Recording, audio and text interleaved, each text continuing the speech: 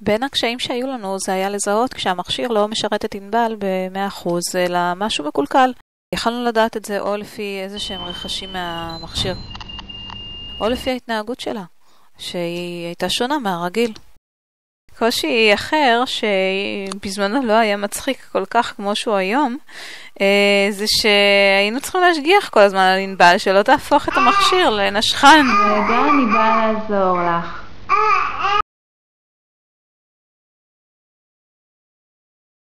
אנחנו לא יכולים להגיד שזה היה קל להכניס את ענבל לניתוח, או לעשות לה את הרדמה, או לכוון את השתל, שהייתה דרך לא פשוטה של הלוך ושוב, של ניסוי וטעייה מצד אחד, מצד שני המון מידע מהבית. לא בפעם קודם איתני, זה הפעם הזאת. עוד לא תילענו את ימין. עוד לא קיבלתי את זה שינוי של ימין. הבנתי גם, אני רוצה לראות פה את מפה 11, מה שעכשיו התפיסו. ה-11 זה מפה הקודמת. 17.28,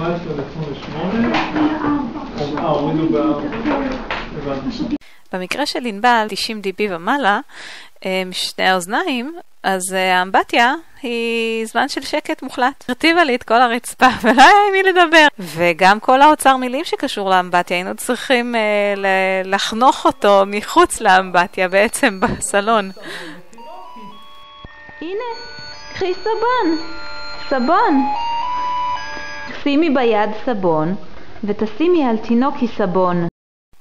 לא היה לנו קל להתרגל לעובדה שהקסם של השמיעה של ענבל תלוי בתחזוק טכני של השתלים, כולל המיקרופון. לילה בסופחי לחוט.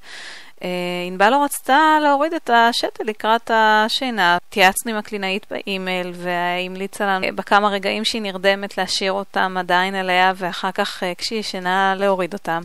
והבעיה הייתה בבוקר. ענבל קמה, איפה ששה שלי? הייתה נבהלת. אז עשינו סרטון נוסף שמראה איך אנחנו משכיבים את השתל. לישון, לילה טוב שתל.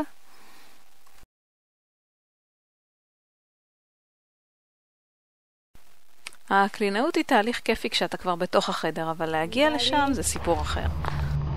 ענבלי את ישנה, ענבלי אבל הגענו לטלי. היו ימים שהיינו עסוקים מאוד בלבדוק האם היא שומעת. שלום ענבל. והיא הייתה מתעלמת ולא כל כך באלגנטיות.